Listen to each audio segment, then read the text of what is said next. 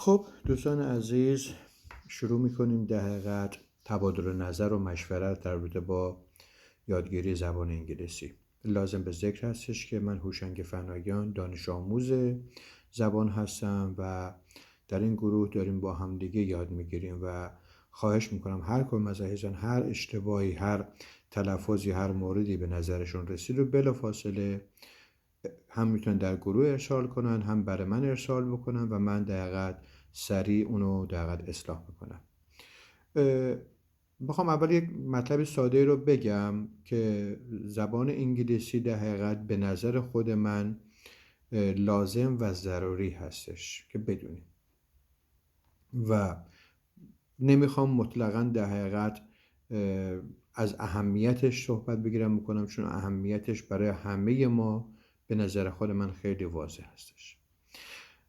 در این درس ما در حقیقت خیلی خلاصه و مختصر میریم جلو و بازخورد دوستا در حقیقت مشخص کننده است که ما چه تیپی رو ادامه بدیم، یه مقدار پیشرفته تر بریم، ساده تر بریم، چه کار بکنیم چه کار نکنیم.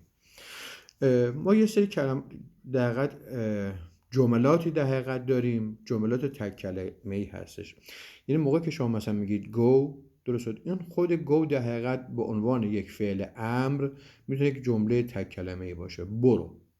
ما حالا میتونیم صدها کلمه، دقت بکنید، صدها کلمه رو با حالت امری بیان بکنیم و این در حقیقت میشه درس اول ما. درس اول ما در حقیقت افعال امری تک کلمه‌ای.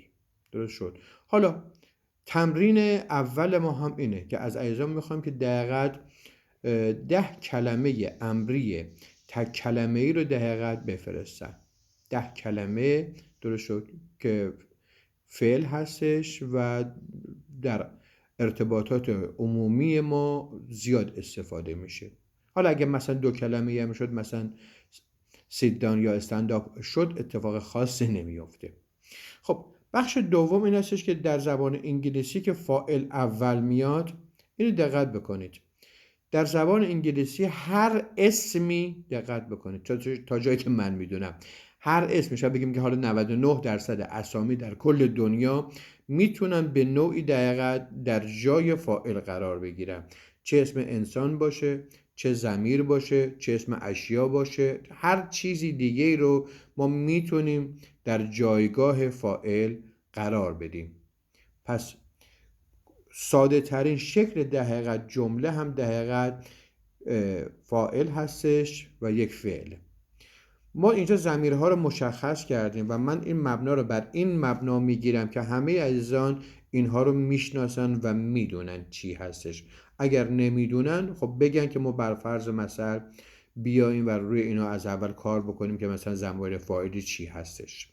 پس درس اول ما به طور خلاصه و مختصر از جملات تک کلمه‌ای به صورت امری و بعد در حقیقت فعل و فاعل، درست شد، و اینکه فاعل هر کلمه‌ای میتونه باشه و این ضمایر فاعلی در حقیقت درس اول ما هستش و از دوستا میخوام که در حقیقت تمرین دوم 10 جمله 2 کلمه‌ای از فاعل و فعل در حقیقت تو گروه بفرستن. پس برای تداوم کار ما انتظار داریم افعال در حقیقت، حالا این افعالی که میفرستید در حقیقت سطح گروه رو مشخص میکنه. اگر یه مقدار افعال پیشرفته تر باشه، مثال هایی هم که ما میزنیم سعی میکنیم در حد توان خودمون مثال هایی مقدار پیشرفته تر باشه و البته هر کدوم از عزیزان هم میتونن سطح خودشون رو مشخص بکنن. اگر بخوان ساده تر بشه بیان بکنن، بگن من نمیتونم ضمیر دوستان رو بخونم، در چه سطحی میخواید ادامه بدید، آیا از این سبک و شیوه خوشتون میاد؟ الان این اینجا هستش، فردا در حقیقت یک مقدار کامل تر میشه و هر روز در حقیقت اضافه تر میشه. پس 10 تا فعل امری بفرستید و 10 تا جمله 2 کلمه‌ای.